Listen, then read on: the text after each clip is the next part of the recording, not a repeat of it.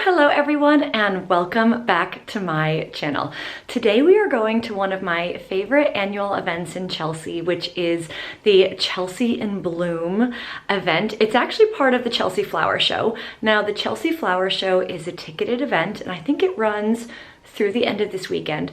But if you want to see stunning floral installations, you can head on over to Chelsea in Bloom, where so many of the retailers, so like the restaurants, the clothing stores, the cafes, they decorate their kind of outside of their buildings with beautiful floral arrangements. So I cannot wait to check it out. It's the very last weekend, so I figured if you kind of did not get over this year, then perhaps you would really enjoy seeing a little walking tour and with a little bit of commentary on the flowers. So if that sounds good, let's jump in. The 2024 theme for Chelsea in Bloom is Floral Feasts. And it celebrates two things that Chelsea is known for, which is having a botanical heritage and also fabulous food. And as someone who's spent a lot of time in that neighborhood, I certainly can attest to both. And the idea is that the Floral Feasts theme will translate into a feast for the eyes. I see what you did there, Chelsea in Bloom. And the idea is they want the kind of botanical installations to take inspiration from culinary favorites, memorable foodie scenes, and characters across film, literature, history, and art. And if you are planning a visit, you can go on the Chelsea in Bloom website, which I will leave linked down below. Obviously, the 2024 one has already happened, but if you're planning a trip to London for 2025, and this is an event paired with the Chelsea Flower Show that you want to come and see, I will leave all the details down below, because you can walk really across Sloane Street and Sloane Square, Pavilion Road, Duke of York Square, and the King's Road to see the installations. But then there are also so many other restaurants and hotels and places in the area that do installations, and you can find them on the website.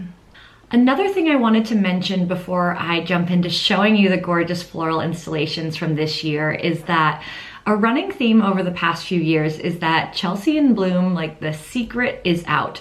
So much so that it's really crowded. I went the last Saturday because I was away in the US with my family, and oh my goodness, was it intense. It was so crowded. It was really hard to film this video. So I apologize in advance, because you're gonna see people walking past me, shots have people in them. It kind of is what it is. But I wanted to keep some of that in just to show you the reality of the situation.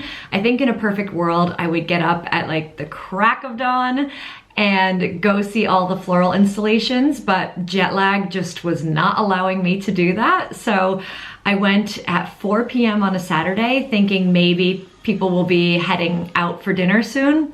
Oh no, it was pretty savage. I was stepped on a lot, like people with their buggies, their strollers, ran over my feet.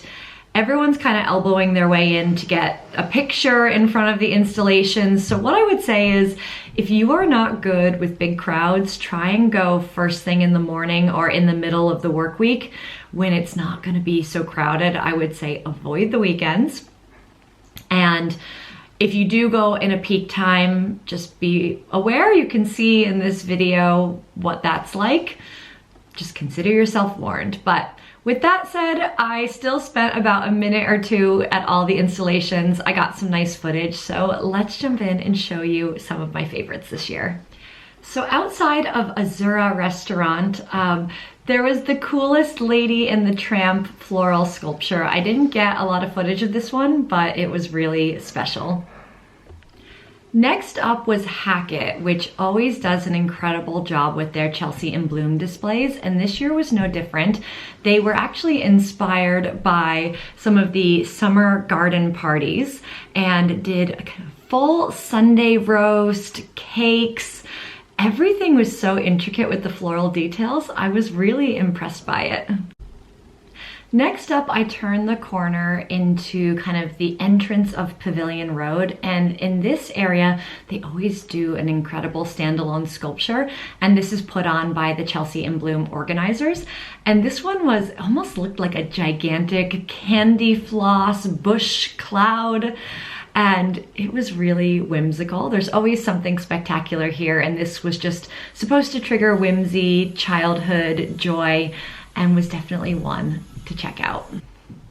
Next up, Moises Stevens caught my eye. They literally have what they describe as rocket lollies, so like a play on iced lollipops, taking off with an explosive burst of these very vibrant, colorful blooms. It was really cool and eye-catching, very well done.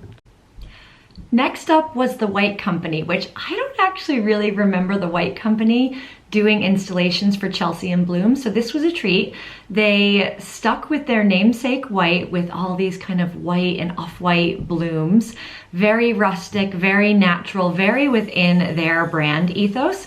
And what I didn't realize upon doing a bit more research is they're also celebrating 30 years of the White Company in business, which is spectacular. It's a really great store as well if you've never been to London, and definitely one to check out. I continued on to Brora, which is a Scottish cashmere brand, and their window was a sweets and treats tea party theme with the accents of dried mimosa and so many other beautiful blooms. And they brought the theme into store where 10% of in-store sales of clothing with food-inspired color names were given to the charity, the Felix Project. So I always love it when the windows tie in with something that's going on in store as well. I just think that's a really smart way to maximize your visibility around the event. Just next door is Poetry, and they always do an outstanding Chelsea in Bloom display. And this year's one had a little bit more substance behind the beautiful facade. It's basically celebrating the kind of wildlife on our doorsteps in London, and specifically the foxes, which I think is a little bit controversial, but hear me out here because I read the description and now I feel a bit more educated. If you live in London, and you will know the foxes are a bit of a nuisance. Some of them are kind of janky, and I think we've all had a moment where we've come a little too close to a fox and really said a prayer that nothing bad is gonna happen. I've had quite a few close encounters myself, but many people have also had their trash kind of torn up by the foxes, and they just kind of feel like a nuisance. But apparently if we didn't have the foxes in London, apparently London's rodent population would be booming. So I guess maybe we need to thank our foxes. And Poetry's floral installation wanted to raise awareness for this, which I found super interesting. And then just next door is Kiki McDonough, which always does a great Chelsea in Bloom installation, and this year was no different. They were celebrating a new carousel-themed jewelry collection and wanted to bring that into their installation. And I couldn't get any footage of this without people in them because it was such a hotly coveted installation to pose with. And you can see here, it's very kind of carnival themed. Really, really fun and whimsical and playful. Just a quick shout out here for the Organic Pharmacy, who I've also never seen do a Chelsea in Bloom installation. And I loved how their installation was educational, celebrating organic vegetables, herbs that make an impact in skincare ingredients. How smart. Maybe not the most beautiful one, but a very educational one. Then next door at Anushka Boutique was this stunning floral installation. I thought this was great because it wasn't overly complicated, but it really popped. And it was just these beautiful, I think almost like poppy-esque flowers, but just really stunning, adorned the doorway perfectly, and was a really nice addition to the Chelsea in Bloom this year. Then it was time to cross the road, inching closer to Duke of York Square and the crowds. But Trinny London caught my eye, more so because they took their iconic yellow color that they use in all of their branding and brought it into their Chelsea in Bloom display. This was intentional to kind of take some of their brand ethos and the energy and positivity that their brand exudes and translate it there. It was really hard to properly capture this one, which had a really lovely kind of swing and bench with more blooms you could pose in front of, but I could not get anywhere close to it just because of the crowds, unfortunately. But I did take a little detour and wandered up the road a bit to Penhaligon's just to check out their display. I also couldn't get great footage here, but the display basically takes inspiration from Penhaligon's Cornish roots with a Cornish cream tea kind of color palette and was really, really stunning. Then I popped back over next door to Trinity London, which is the beauty retailer Space NK, and this really stunning display of the Laneige sleeping mask, like lip cream, caught my eye for its beautiful floral blooms pouring out of it. Fun fact, I actually use this product. It's somewhere here on my desk. Dun dun dun, it's the lip mask. I actually have the same one that they did the floral display of, and it was so lovely. You could actually sit down under it and pose with it, but I didn't want to completely capture that because people were rotating in and out. But really, really clever, and it was nice to see kind of a product turned into flowers. Then I continued into Duke of York Square to check out what Pulpo was up to. They always do a very over-the-top display, but I have to say this year's one was more muted, and it does fit the theme really well. It takes beautiful Italian ingredients such as olives, pasta farfalle, I hope I'm saying that right, vibrant tomatoes, zesty lemons, and it stacked them all on top of each other in the floral display. But it just wasn't as over the top as some of the past years, but I still give them credit for participating as always. I then continued on to Duke of York Square, which always has another showstopper of an installation put on by the Chelsea in Bloom team. Now, to be fair, I actually couldn't find on the interactive map what this was supposed to be about, so I'm really sorry I cannot explain it to you in more detail, but I got the sense of a little bit more of like florals and veg mixed together, but I'm just unfortunately not sure exactly what it is. I then continued down the King's Road and was stopped in my tracks at, I think it's Ixchel, I-X-C-H-E-L, which is apparently a Mexican restaurant. I've got to take a look at the menu, but their kind of outdoor display was stunning, and it's supposed to take inspiration from fine Mexican beach dining. Sign me up, please. And also the vibes of Tulum. Never been to Tulum, but that also sounds fabulous. I was then also stopped in my tracks in front of Lloyd's Bank, a very unsuspecting one, where they had this massive black stallion, which is supposed to symbolize strength and resilience. And they also paired it with some fresh organic produce that you were not supposed to touch or take, but was also paired with it to adhere more to the theme, because I think the black horse is more symbolic of like the Lloyd's logo, but it was really cool and show-stopping, and so many people wanted to pose with it, so they did a very good job for what I think is their Chelsea in Bloom debut, but I'm not sure. Then I made my way down to another area where Chelsea in Bloom does its own exhibitions, and this one was themed around Winnie the Pooh, which was fabulous and not surprisingly attracted a huge crowd. But all of the famous characters from Winnie the Pooh were in there, made out of kind of flowers and other natural ingredients, and it was so lovely and whimsical. It was really a treat to take in.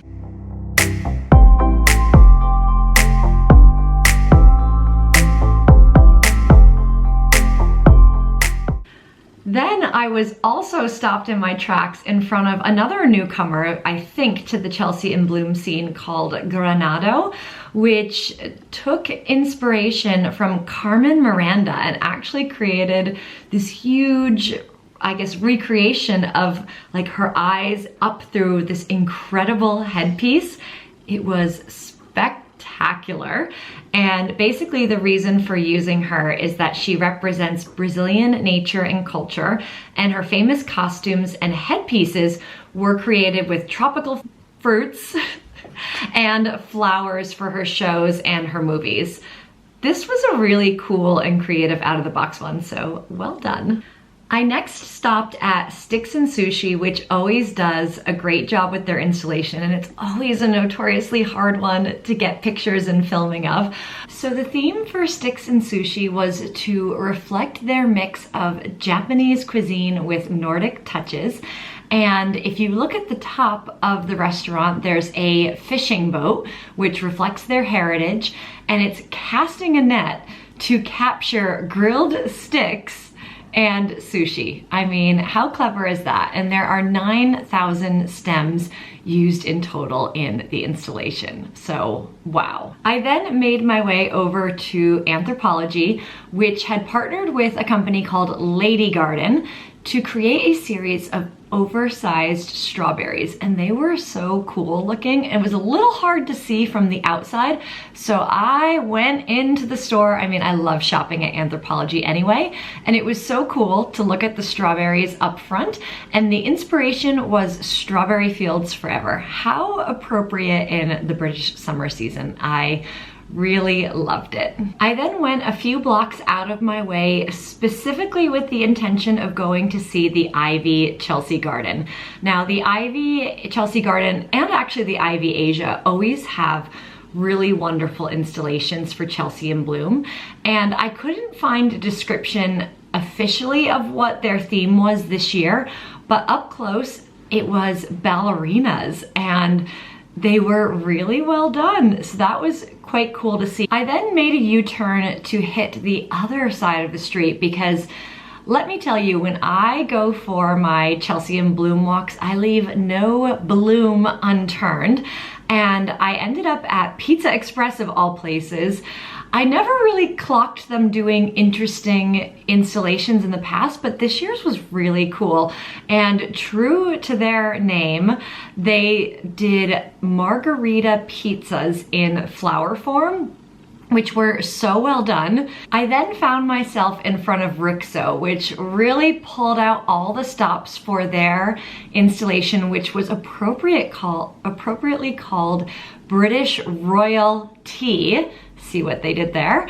And it was themed around the quintessential British afternoon tea with gorgeous floral blooms depicting kind of tea, cake, and of course the fashionable frocks you wear while going to it. So really loved this one, Rixo. It was colorful, it was whimsical, and I'm not surprised that it was super crowded as a result. Last but certainly not least, I popped over next door to Varley, which I think is a relative newcomer, A, on the King's Road, and B, for Chelsea in Bloom, because I don't really remember seeing much from them last year. But I do recall seeing so many influencers buzzing about how great Varley's athletic athleisure apparel is, and their Chelsea in Bloom installation was lovely. They channeled the quintessential British kind of farm shop, farmer's market vibe, and they partnered with Flower Box, I believe, to do the installation, which took kind of rows and rows of flowers to depict things like apples and other pieces of fruit that you might find at a farm stand. It was so colorful, the flowers were still in immaculate condition, and it really was such a joy to take in. So now I need to go in store next time and check out what their apparel is all about. So that concludes my Chelsea in Bloom tour. I really hope you enjoyed checking it out with me this year. Even though we had to battle the crowds, I still really enjoy going to this every year, and I hope my advice around crowds helped you and guided you in terms of how you can plan your visit, because I do think it's so wonderful to see what all of the great restaurants and shops and other attractions around Chelsea put together for Chelsea in Bloom, but it's just a shame that it's gotten so crowded, and I just don't love the elbowing and stepping and running over my feet with buggies. But I prevailed and I still really enjoyed it overall. So as promised, I will leave all the information linked down below for the Chelsea and Bloom website if you want to plan your visit for next year. And as always, I would love it if you liked this video, if you found it helpful or you enjoyed it. Leave a comment as well if you did, or if you have any tips for braving the crowds or the best times to go, that would be really helpful. Sharing is always caring here on this channel. And I create travel and lifestyle vlogs, and I would really love it if you subscribe to my channel. Subscribing is completely free. It just means that you see my videos when you pop back on YouTube. So thanks again for tuning in, and I will see you soon.